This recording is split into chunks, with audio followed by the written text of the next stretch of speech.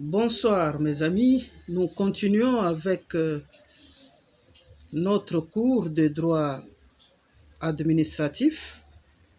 Nous allons aborder la section 3e touchant à l'intérêt de l'existence d'une personne administrative. Il est à noter que l'existence d'une personne administrative permet à la collectivité d'exprimer sa volonté dans des actes juridiques qui sont inspirés par l'intérêt collectif, actes que nous appelons les actes administratifs. Deuxièmement, l'existence d'une personne administrative assure la continuité de l'existence juridique propre de cette personne administrative, c'est-à-dire cette personne aura une existence juridique indépendante de celle des personnes physiques qui la représentent. Et cette continuité peut se réaliser de deux manières. Premièrement, par l'existence d'un patrimoine permanent de la personne administrative qui comprend les immeubles, les meubles et même un budget. Et deuxièmement, cette continuité peut également se réaliser par le fait que la personne morale responsable des actes accomplis en son nom par des personnes physiques doit, au regard de la théorie générale des responsabilités, endosser cette dernière responsabilité. Autrement dit, une personne morale étant sujet des droits et des obligations doit être responsable des actes accomplis en son nom par des personnes qui la représentent, des personnes physiques qui la représentent. Il faudrait savoir que l'existence juridique d'une personne morale donne à la collectivité les moyens de défendre ses droits en justice et donne également aux particuliers la possibilité de s'adresser à la justice pour obtenir que la collectivité respecte ses obligations à son égard. C'est ce qui explique généralement qu'on trouve une personne qui a trait la province en justice, qui a trait l'État congolais en justice. Cela est la conséquence de l'existence d'une personnalité morale qui est accordée à une entité. Elle est devenue sujet des droits et des obligations. Il faudrait également, sur ce point, dire un petit mot que les personnes juridiques disposent de certains privilèges. Par exemple, on ne peut pas exercer les voies d'exécution forcée sur une collectivité publique. Autrement dit, le bien d'une collectivité publique, qui est une personne morale des droits publics, ne peuvent pas faire l'objet de saisies, ne peuvent pas être confisqués, parce que ce sont des biens qui sont affectés à l'usage du public et du service public. S'agissant de la 4e section de ce grand chapitre, celle qui concerne les personnes administratives et autorités administratives, il faudrait ouvrir l'œil et les bons, parce que généralement, on utilise indifféremment des termes sans en connaître leur incidence juridique. De prime abord, ici est de noter que une autorité administrative, et au pluriel les autorités administratives, sont des individus ou des groupes d'individus qui ont le pouvoir pour agir au nom des personnes administratives, soit en les représentant, soit en prenant en leur nom des actes juridiques. Ceci est d'autant plus important. D'aucuns ont toujours tendance à confondre des personnes administratives avec des autorités administratives. Il faut comprendre que les autorités administratives sont placées à la tête des personnes administratives. Les personnes administratives, ce sont des personnes morales, des entités, comme nous les avions analysées, des entités juridiques personnalisées. Ça peut être des entités territoriales ou bien des services publics dotés de la personnalité juridique.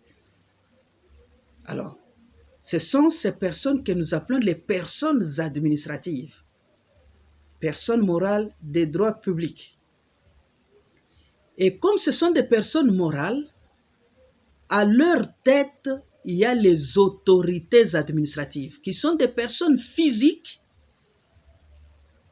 des individus ou des groupes d'individus qui ont reçu le pouvoir pour agir au nom des personnes administratives, en les représentant.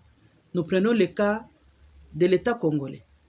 L'État congolais ou la République démocratique du Congo, c'est une personne morale, territoriale bien sûr.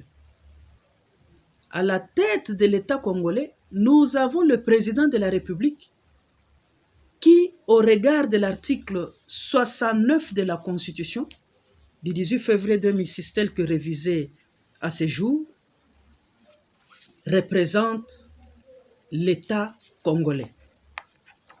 C'est une personne physique, un individu élu d'après la procédure qui est prévue par la Constitution et la loi électorale et qui a reçu pour mission, au regard de l'article 69 de la Constitution, de représenter l'État congolais. Je peux lire l'article 69, alinéa 1er de la Constitution du 18 février 2006, tel que révisé à ce jour. Le président de la République est le chef de l'État. Il représente la nation. Il est le symbole de l'unité nationale. Voilà la quintessence de cette disposition importante qui peut élucider ce propos. Donc le président de la République, c'est une autorité administrative qui représente l'État congolais. Ça, c'est à titre d'exemple. Au niveau toujours du pouvoir central, nous avons le Premier ministre. Au regard de l'article 92 de la Constitution, le Premier ministre représente le gouvernement. Il est le chef du gouvernement.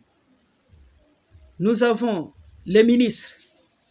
Au regard des articles 93 et 94 de la Constitution du 18 février 2006, les ministres représentent leur département ministériel.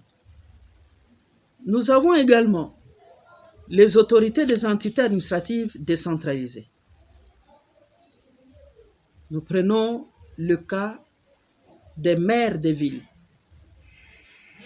des bourgmestres des communes, de chefs de chefferie, de chefs de secteur. Ce sont des autorités administratives qui sont érigées à la tête des personnes administratives. Pour ce qui concerne la province, il faut noter que, et nous y reviendrons, la province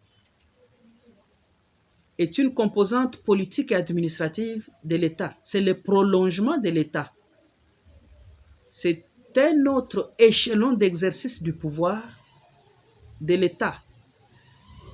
Et comme autorité administrative, nous avons le gouverneur de province. Pour ce qui concerne les personnes spécialisées, le cas des établissements publics ou des services publics dotés de la personnalité juridique, il faut noter qu'il y a un président du conseil d'administration qui préside le conseil d'administration d'un établissement public.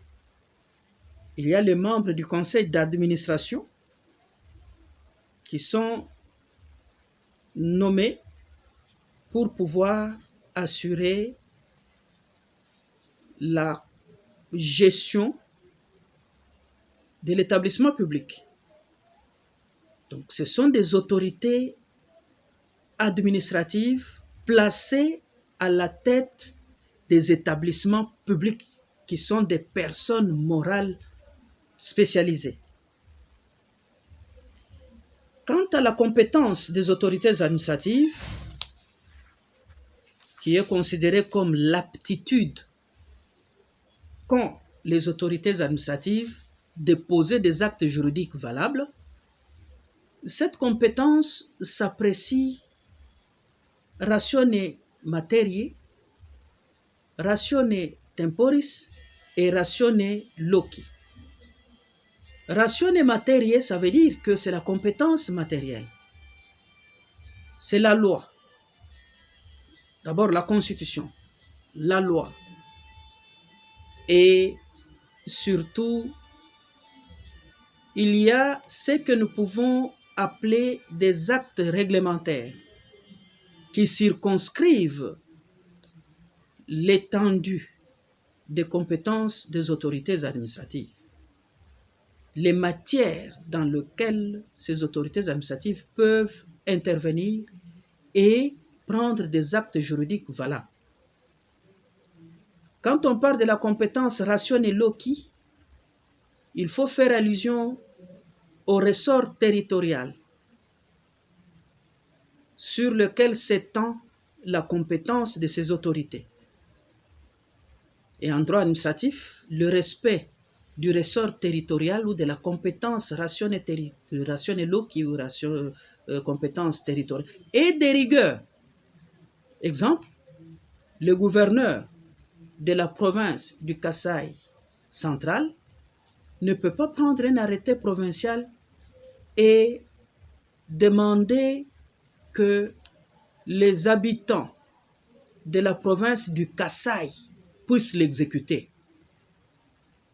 Cela va dénoter de l'incompétence territoriale du gouverneur du Kasaï central à l'égard de la population du Kasaï. Quant à ce qui concerne la compétence ratione temporis, il s'y est dénoté qu'une autorité administrative est compétente à partir de son investiture. Elle ne peut poser des actes juridiques valables que si elle se trouve dans le temps en ayant lequel on lui reconnaît cette compétence. Nous pouvons prendre l'exemple du Premier ministre. Nous avons vu le Premier ministre Ilunga Ilunkamba qui a été nommé, mais il n'a pas pris ses fonctions immédiatement. Il fallait qu'il y ait l'adoption par l'Assemblée nationale d'une motion de confiance pour qu'il puisse entrer en fonction et commencer à signer des décrets. Et avant cela, nous avons vu que c'était le Premier ministre Bruno Chibalanzenze qui signait des décrets alors que le Premier ministre Ilunga Ilunkamba était déjà nommé, mais sans encore être investi. Ce sont ces réalités incommensurables qui doivent être connues de tout futur juriste, surtout en ce qui concerne les droits administratifs. Voilà la quintessence de cette 4e section de ce chapitre 2e que nous avons pu analysé, chapitre qui a concerné principalement les personnes publiques et il valait la peine. Quant au chapitre 3e, il analyse les équilibres de l'organisation administrative, la centralisation et la décentralisation. Dans une section première, nous devons donner les acceptions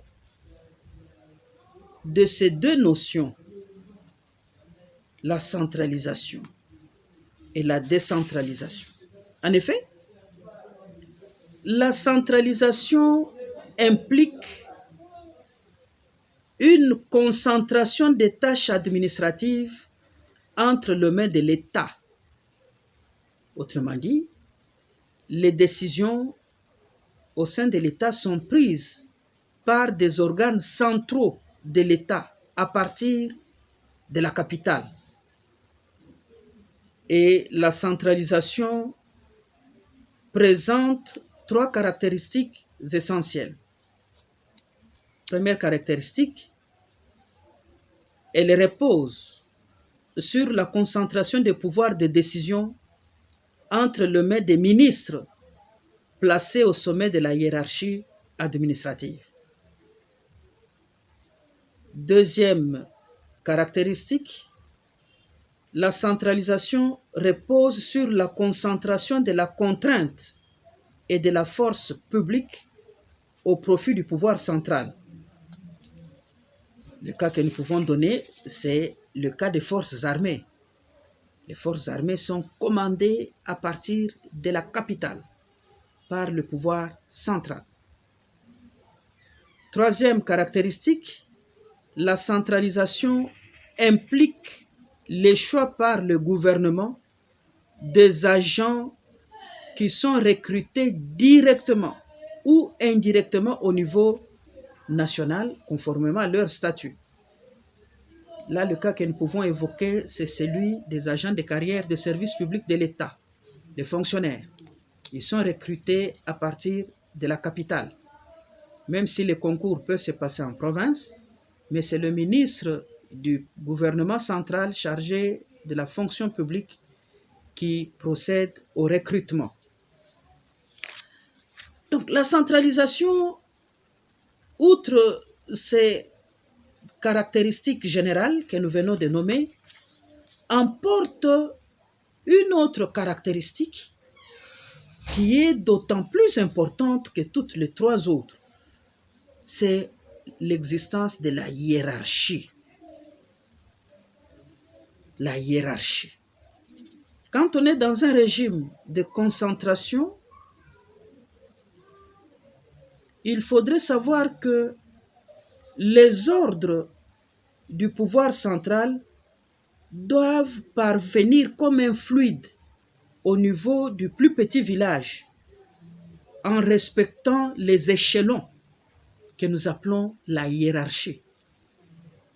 Et l'étude de cette caractéristique qui est la hiérarchie nous amène à analyser son triptyque caractériel.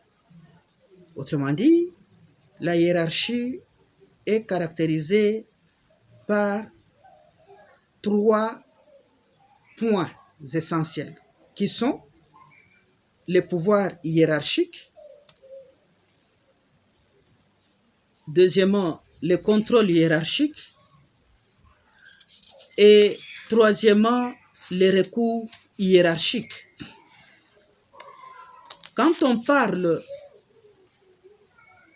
du pouvoir hiérarchique, il faudrait avoir présent à l'esprit que c'est un pouvoir qui est exercé par un chef sur ses subordonnés. Et le chef n'a pas à attendre qu'il y ait une loi pour pouvoir exercer ce contrôle sur ses subordonnés. C'est un contrôle inconditionnel. Il suffit que quelqu'un puisse être nommé chef dans une administration. Directement, il faut savoir qu'il devient le supérieur hiérarchique. Tous les subordonnés lui doivent obéissance, respect. Ça, c'est la première caractéristique de la hiérarchie. Le supérieur hiérarchique dispose du pouvoir hiérarchique sur ses subordonnés. Mais attention, la Constitution, en son article 28, a posé des garde-fous, a érigé des garde-fous pour éviter que l'autorité hiérarchique ne puisse imposer des ordres ou des commandements, donner des commandements qui puissent être illégaux. Et sur cette question, nous recourons à l'étude de ce que nous appelons la théorie des baïonnettes intelligentes. Les subordonnés ne doivent pas accepter un ordre manifestement illégal. Et la Constitution a vite démontré en son article 28 que nul n'est tenu d'exécuter un ordre manifestement illégal. Tout individu, tout agent de l'État est délié du pouvoir d'obéissance lorsque l'ordre reçu constitue une atteinte manifeste au respect des droits de l'homme et des libertés publiques et des bonnes mœurs. La preuve de l'illégalité manifeste de l'ordre incombe à la personne qui refuse de l'exécuter. Ceci veut dire que le supérieur hiérarchique ne doit pas, sous prétexte d'exercer son pouvoir hiérarchique, imposer un ordre manifestement illégal à ses subordonnés. Cela est contraire à la Constitution. Deuxièmement, la hiérarchie emporte le contrôle hiérarchique. C'est un contrôle que le supérieur hiérarchique exerce sur ses subordonnés. Ce contrôle s'exerce en principe sur les actes de tous les agents qui sont placés sous la subordination du supérieur hiérarchique. Le supérieur hiérarchique peut réformer les actes de ses subordonnés, peut les annuler. Le supérieur hiérarchique peut procéder à ce qu'on appelle la substitution d'action. Il peut procéder à la confirmation des actes de ses subordonnés. Il peut donner des autorisations, des approbations des actes. Tout cela rentre dans le pouvoir du supérieur hiérarchique qui peut donner des prescriptions ou même des instructions qu'il peut adresser à ses subordonnés. Sur ce point, il faut savoir qu'il y a plusieurs cas qui frisent l'arbitraire. Le supérieur hiérarchique, s'il veut en quelque sorte abuser de son pouvoir, peut donner des instructions qui vont dans le sens de froisser les subordonnés et de les tenir en état. Ce genre de cas ont souvent paralysé le bon fonctionnement de l'administration. Troisièmement, la hiérarchie emporte comme caractéristique les recours hiérarchiques. C'est un recours qui est reconnu aux subordonnés de pouvoir s'adresser à l'autorité administrative qui a pris une position qui n'est pas de nature à conforter les subordonnés. Alors ceux-ci, ces subordonnés bien entendu, ont le droit d'introduire un recours qui peut être un recours gracieux lorsqu'il est adressé à l'autorité administrative qui a pris l'acte qui est de nature à causer grief aux subordonnés pour que les supérieurs hiérarchiques puissent les rapporter, c'est-à-dire l'enlever de l'ordonnancement juridique, l'annuler ou en faire un autre pour conforter la position de ses subordonnés. Mais lorsque le recours gracieux ne parvient pas à satisfaire les desiderata de subordonnés, ceux-ci peuvent introduire un recours hiérarchique auprès de l'autorité hiérarchiquement supérieure à celle qui avait pris la décision leur causant grief. Voilà, d'une manière résumée, la quintessence de la centralisation ainsi que de la hiérarchie qui en est une des caractéristiques fondamentales. La centralisation comporte des degrés. Premièrement, la centralisation peut être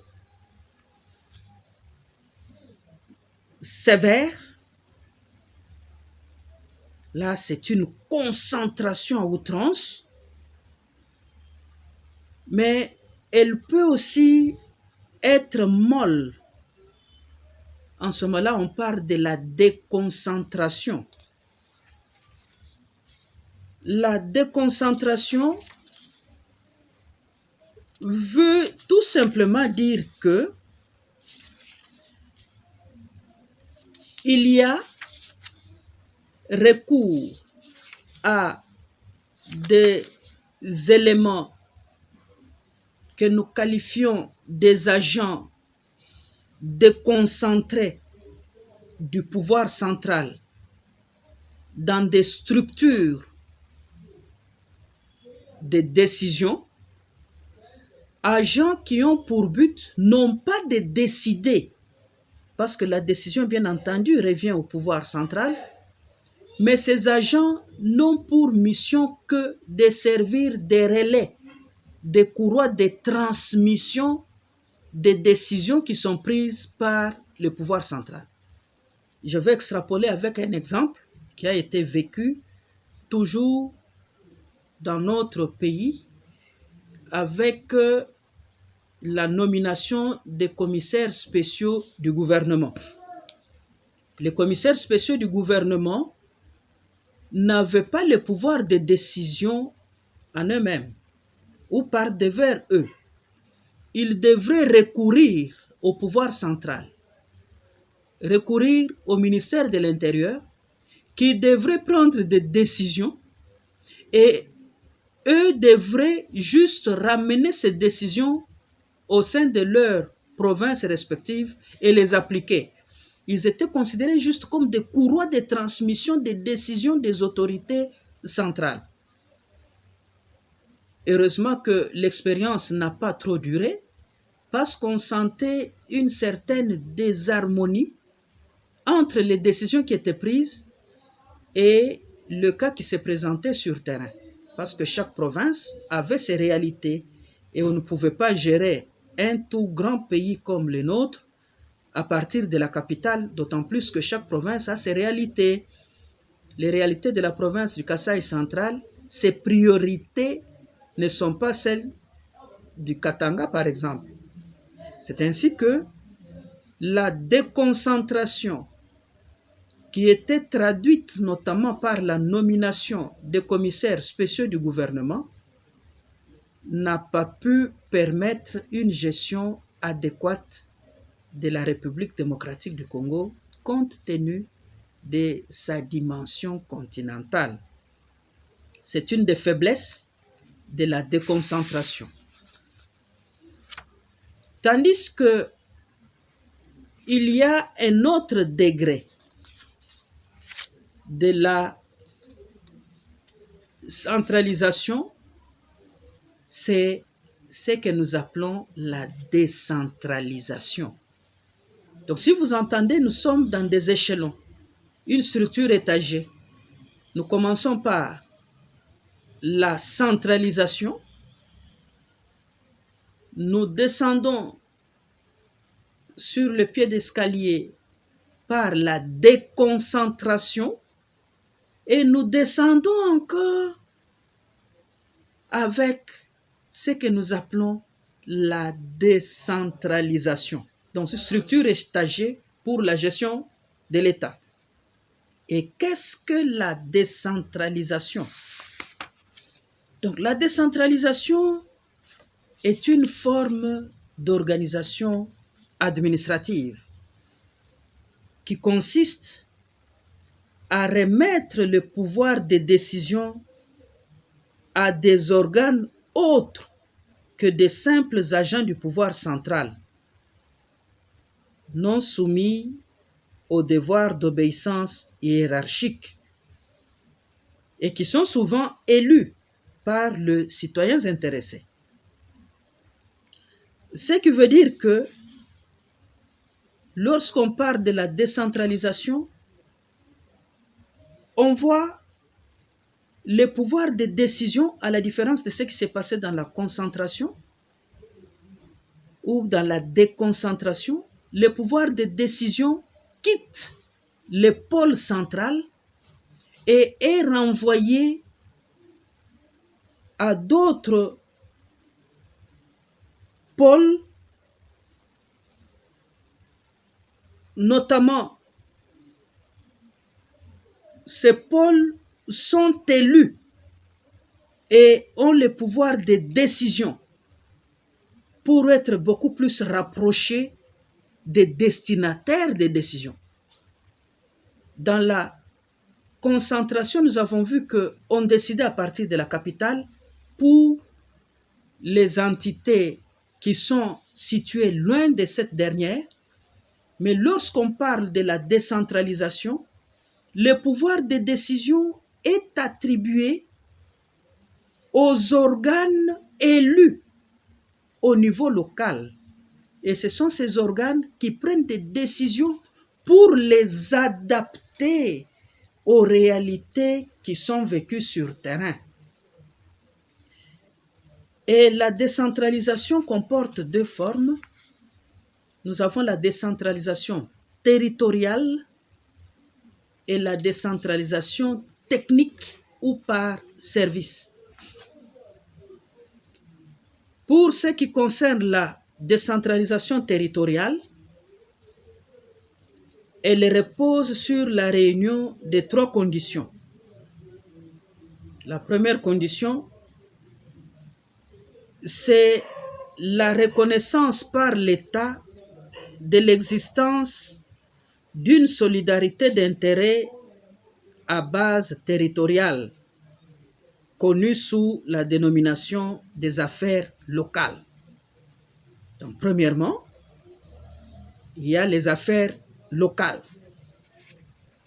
Deuxième condition, il y a la gestion des affaires locales par des organes indépendants du pouvoir central. Et troisième condition, il y a le contrôle exercé par le pouvoir central, communément appelé contrôle des tutelles. Revenons à la première condition, la notion d'affaires locales. Cette notion est d'autant plus importante parce que au sein des entités territoriales, il existe entre des habitants d'une même collectivité territoriale une solidarité d'intérêt consacrée dans les droits sous la dénomination d'affaires locales. Cette solidarité apparaît d'abord au niveau territorial le plus bas, celui de la collectivité, et qui quitte le niveau le plus bas, qui remonte jusqu'au niveau des communes et pourquoi pas de la province, les affaires locales. Et ces affaires locales sont souvent à base ancestrale ou à base agricole. À base ancestrale, nous avons vécu cela. La solidarité d'intérêt a été perçue principalement dans le cas qui s'est passé ici au Kasaï central, dans l'affaire Kamwina Nsap. Ce que nous pouvons dire est que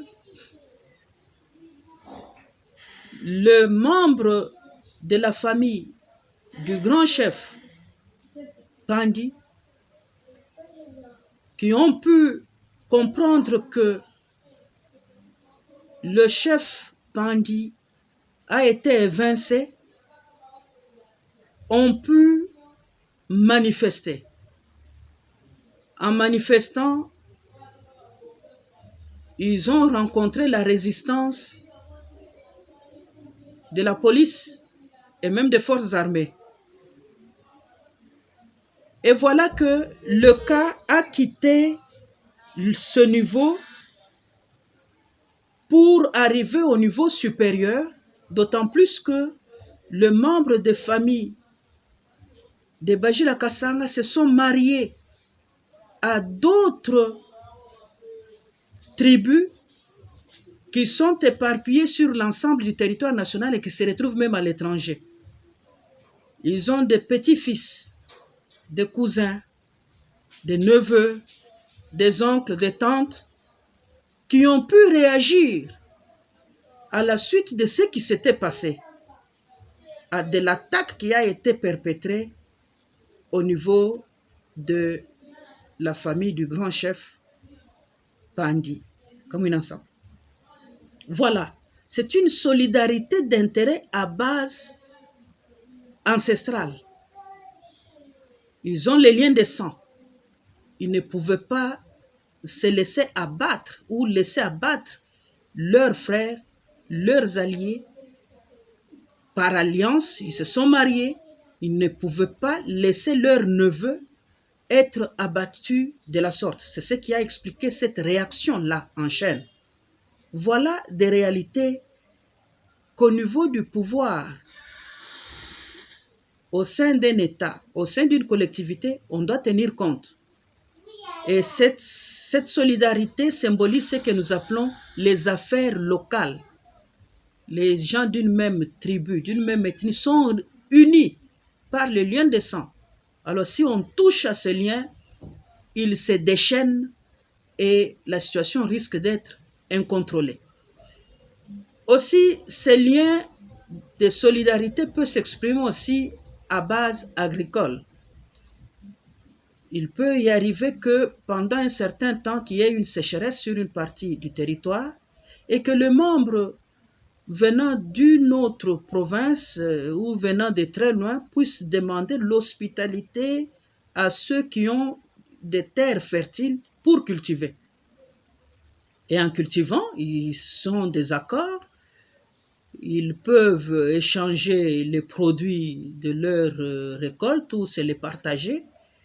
Et entre-temps, il y a des mariages qui se font autour de toute cette réalité. Et tout cela symbolise ce que nous appelons les affaires locales. Raison pour laquelle, lorsque il y a l'existence de ces affaires locales, il faudrait alors que les organes qui doivent gérer ces affaires locales puissent être élus. Il faut que la population puisse choisir ceux qui doivent représenter ses destinées ou présider à ses destinées. C'est dans le cadre d'une administration de proximité, rapprocher les administrés de l'administration. L'autorité administrative doit être plus proche des administrés. Par les élections, on comprend que c'est un lien de rapprochement qui est tissé. Et on ne peut pas parler de la décentralisation sans élection.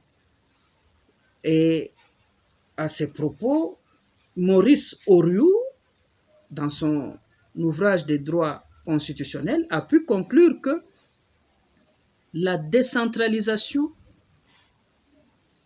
est une démocratie appliquée à l'administration. Troisième caractéristique, il faudrait savoir qu'il existe un contrôle qui est exercé par le pouvoir central sur l'entité décentralisée.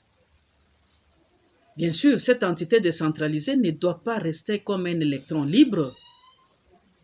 L'entité décentralisée doit être contrôlée. Comme elle dispose ou elle jouit de la personnalité juridique, l'entité qui doit exercer la tutelle sur elle doit l'exercer en respectant la loi, étant entendu que un principe existe en la matière selon lequel pas de tutelle sans texte, pas de tutelle au-delà de texte. Ainsi, la tutelle est un mécanisme de contrôle qu'une autorité de tutelle exerce sur une autorité sous tutelle. Et sur cette question, il faudrait savoir que la loi numéro 08/016 numéro 8/016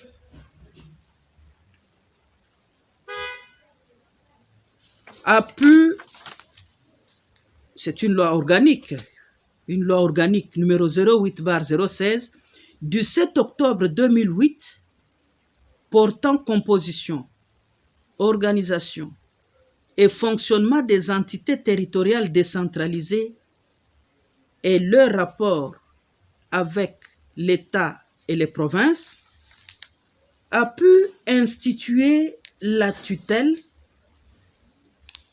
qui doit être exercée par le gouverneur de province sur la ville, la commune, les secteurs et la chefferie. Et en son absence, le gouverneur de province peut déléguer ce pouvoir à l'administrateur du territoire. Ça, ce sont de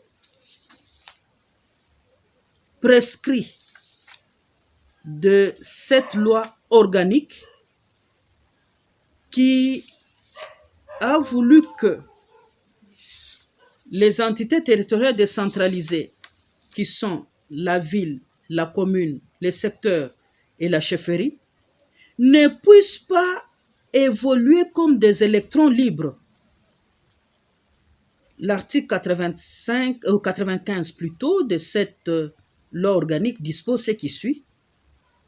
Le gouverneur de province exerce, dans les conditions prescrites dans la présente loi, la tutelle sur les actes des entités territoriales décentralisées. Il peut déléguer cette compétence à l'administrateur du territoire. Voilà ce que prescrit la loi organique sur cette question. Alors, la tutelle a pour but de faire respecter la légalité et peut même impliquer un contrôle de l'opportunité visant à prévenir les négligences ou la partialité des autorités administratives décentralisées. Et la tutelle est exercée sur les personnes et même sur des actes. Sur des personnes, il faudrait savoir qu'elle consiste généralement dans la nomination par le pouvoir central de l'agent décentralisé. Mais cela ne pouvait se concevoir que sous l'empire de l'ancienne ordonnance loi numéro 82-006 du 31 mars 1982 sur la décentralisation. Mais actuellement, toutes ces autorités doivent